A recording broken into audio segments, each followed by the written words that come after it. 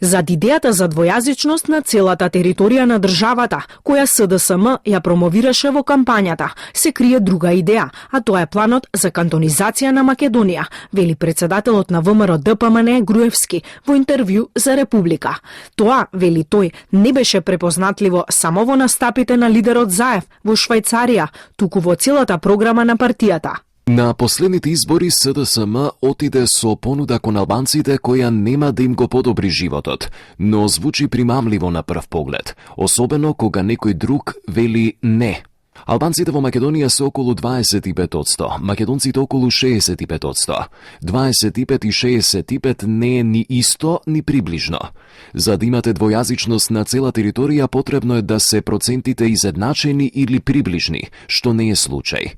Второ, потребно е населението да е измешано низ цела држава и низ сите поголеми градови и села, што исто така не е случај во Македонија.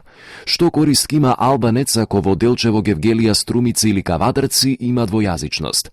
Таму каде им е потребна и корисна двојазичноста, таму ја имаат. И така треба, тоа е правилен концепт. Ако во тој концепт нешто недостасува, тоа може да се дебатира или подобри, но да со закон треба повеќе од пола земја да ја тераш да учи албански, кој нема допирна точка со македонскиот, е нелогично барање. Вели Груевски. Груевски вели дека кога се зборува за кантонизација, најмногу го плаши дека државата може да се растури, затоа што и покрај тоа што во светот функционираат многу држави со кантони, тоа на Балканот нема да е остварливо, како што покажува и примерот во Босна. Нека падне Белгија или Швајцарија на 5-6 илјади евра БДП по глава на жител, па ќе видите што ќе се случи со кантоните.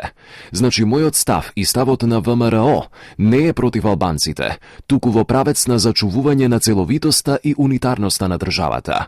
И секој албанец кој сака да живее во оваа земја, а не во друга, треба да знае дека ние сме на негова страна, а не против него. Федерациите и кантоните на Балканот и во Источна Европа немале голем успех и обично тие делови од историјата завршувале со многу насилство. Таков беше случајот и со Југославија, таков е и случајот со Босна и многу други примери. Она што го посакуваме е Македонија да има унитарност и територијален интегритет, како Естонија и Латвија, земји кои се демократски, кои припаѓаат на НАТО и ЕУ со човекови права за сите. А Македонија веќе покажа дека е подготвена да оди и подалеку во малцинските права од овие земји, кои се силно приврзани за евроатланските интеграции. Стои во интервјуто. Лидерот на ВМРО ДПМН и поранешен премиер е дециден дека веројатно не се дел од концептот и идеологијата на Сорос затоа што се патриоти. Не е националист тој кој си ја сака државата, е внимателен да не се распадне. Ако и тука со Сорос имаме разлики, а можно е да имаме, тогаш дефинитивно имаме идеолошки разлики, вели Груевски.